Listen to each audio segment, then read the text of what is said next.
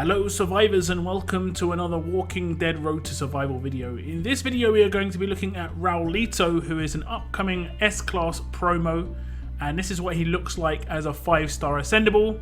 He's got like a camouflage shirt on and a tie, and when he gets upgraded to a 6-star he gets like a furry jacket. I actually like the way he looks here, it looks pretty cool. He does have double tech 9s. I'm not sure about the ammunition belt around him. I'm pretty sure that's the wrong ammunition for the tech 9s, but someone could probably tell me if I'm wrong or not in the comments, but I'm pretty sure that's wrong. Looking at his stats, he's got 2,644 attack, 2,202 defense, and 2,234 HP. And this is for 30 veteran rings, and that attack stat is pretty low for 30 veteran rings. Even Red Romanov has higher, so it's obviously quite low. He is considered a damage dealer as well, but his rush obviously is not going to do any damage. We know this. The trait is alert, as the SMGs do give away. Now look at his rush, it's called Bloody Shakedown. It's a 76 AP cost rush, deal 1500, that's 1500 bleed damage, 100% heal reduction, and crosshairs, which is a new skill, for 2 turns to 1 enemy. So that's 3000 bleed, and obviously that 1500 could be lacerated instantly to 3000, and then the next turn could be lacerated again to 6000, so 9000 total bleed damage over those 2 turns.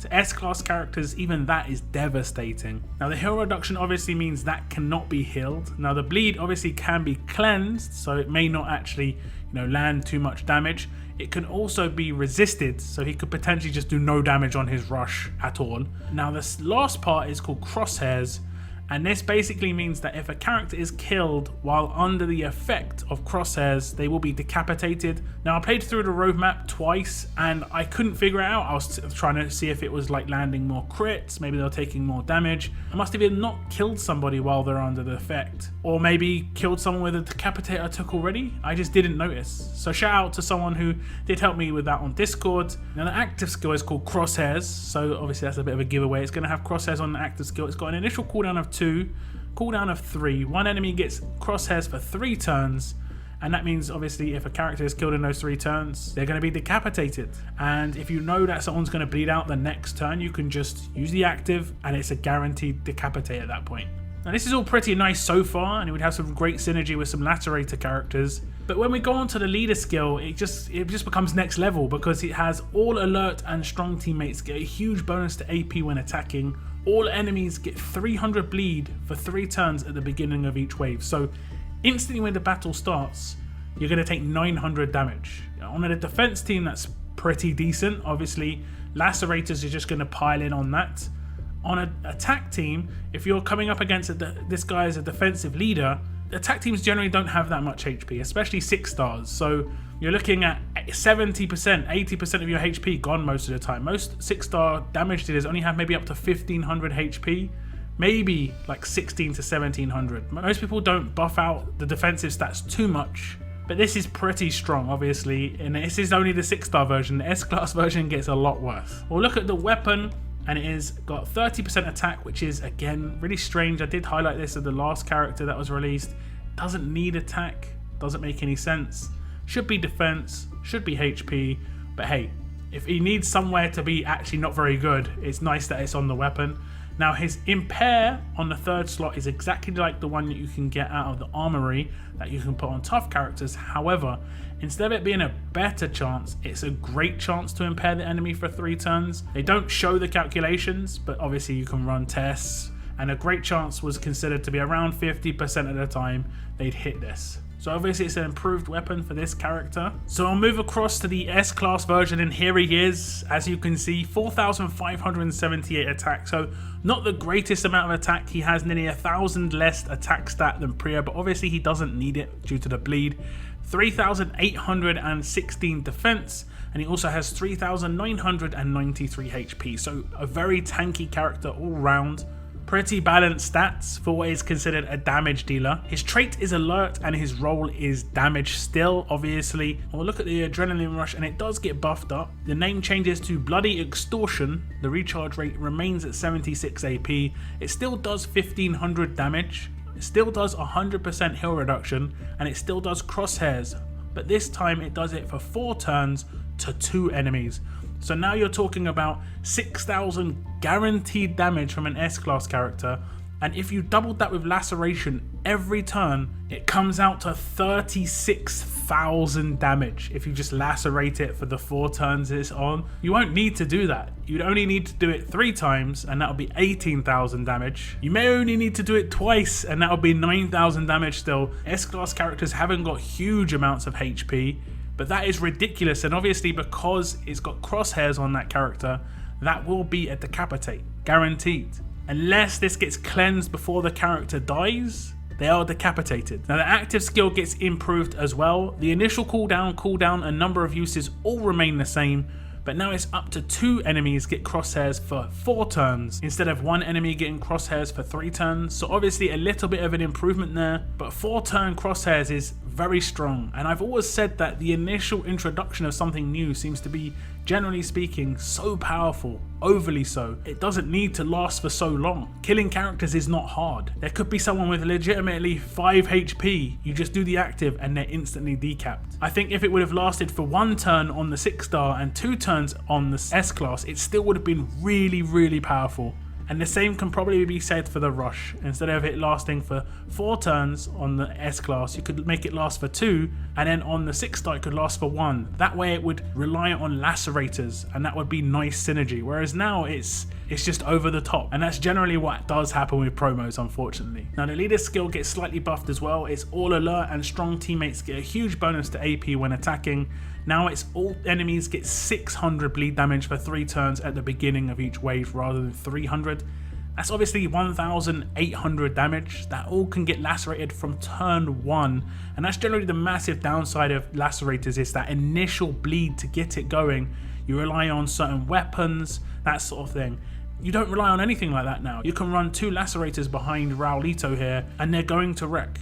Those bleeds are going to stack up so quickly. You're looking at 600 the first turn and then 1200 the second turn. Then Raulito's rush is going to come off. With the 100% heal reduction on that, there's no way to heal that. You only need the last 2 characters to be slight controllers at this point, and it's going to be generally 100% victory rate. I don't see ways you could really deal with this in the current state. There's most likely going to be something coming out in the future that just completely blocks bleed effects. Sort of a guardian shield, but for effects rather than damage. I can see that definitely being a thing going forward. Now fortunately his weapon remains exactly the same, so it's exactly the same as it was before. 30% attack, you probably want to replace that with a defensive stat. The HP percentage, you want to replace that with AP on attack. And the impair you'd want to keep. You've got a very good chance of hitting that, and on an attack team that'd be very useful.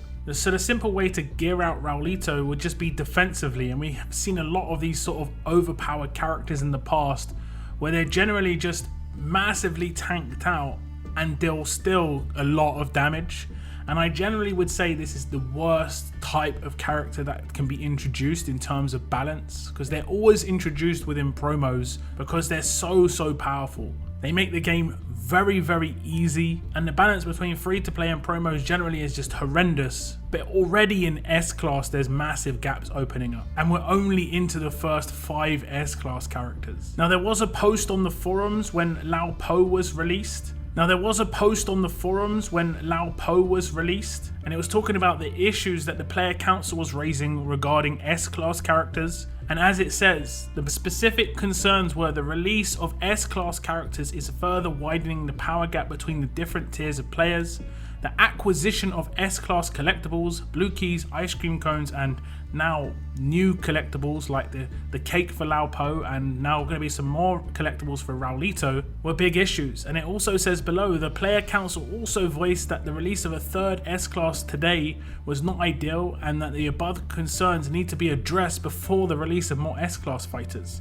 This is still happening. This is another S-Class character being released before S-Class is really balanced within the wider game. I've talked about it a little bit on my live streams, and I do believe the introduction of S-Class characters has been horrendous. The initial acquisition of S-Class characters should be quite easy. I actually believe that everybody should be given the S-Class character, even free to plays. But the difference is, people who want to drop money will be able to tier them up faster. You could introduce multiple tiers within the character, let's say 10 tiers, and each tier requires that collectible. So for instance, S-Class Pete, everyone could just get him on release, whether just in the inbox or via doing a roadmap, and then blue keys would get him up the tiers. It would still cost the same amount of overall blue keys to get him maxed out, just like the 11,000 that it is now to claim. But this way, the balance between free to play and pay to win would be much better. This is generally how it's done in every single other game when it comes to shards. When you look at a game like Marvel Strike Force, characters initially to unlock them only require 15 to 45 shards, which is very easy to come by. But to max them out you need 810, which takes a very long time and generally only is achieved quickly by wailing out, which is 100% acceptable. If you want to spend money on something that you enjoy, you should 100% get a benefit of that. The biggest issue is there are characters that were released 2 years ago that are still seen as too powerful to be released in free to play. This is kind of just an absolute joke. Either stop releasing too powerful characters, or the initial release has to be more balanced. And seeing as S-Class is trying to transition to this sort of shard-based gameplay, this would definitely be the only way it can really go long term if you want to keep this game alive. So that's S-Class Raulito, obviously an extremely powerful character, and he'll be yours for no doubt the hundreds and hundreds of pulls that it will require to get him. You'll need to get multiple 6-star characters to be able to hand in. For the S-Class character, you'll need to be able to get multiple of the collectibles to hand in for the 6 stars and for the S-Class character. And as I mentioned before, I think the way they do the collections and the shards and stuff in this game is absolutely terrible. It's hurting the game more than it's improving it. And there were so many opportunities for S-Class to actually be a good introduction. They could have removed a lot of things that were troublesome within the 6-star era. Things like duplicate characters. They could have made it so you could only have one of each S-Class. For some reason, they've made it so you can have 2. This was a massive issue for a lot of people. These S-Class characters getting released right now are probably never going to be accessible. The only one that we know is going to be fairly accessible is Pete, and after 3 releases he's already looking average, especially considering Raulito directly counters him and will get him killed within 2 to 3 turns. So as always, I'll finish it with exactly what I've said in the past about strong characters being released in promo. I have zero problem with there being strong characters in promo as long as the balance is there between the rest of the game and promo characters. And it just hasn't been for such a long time, and it's getting somehow worse. I don't know how you could make such a bad situation worse, but you've managed to do it. And as I said before, it's definitely hurting your game more than it's helping it. So this was 6-star Raulito, guys. Do tell me what you think about him as an S-Class character. That is the end of my video. Thank you very much for tuning in, and as always, keep on surviving, guys. Keep on surviving.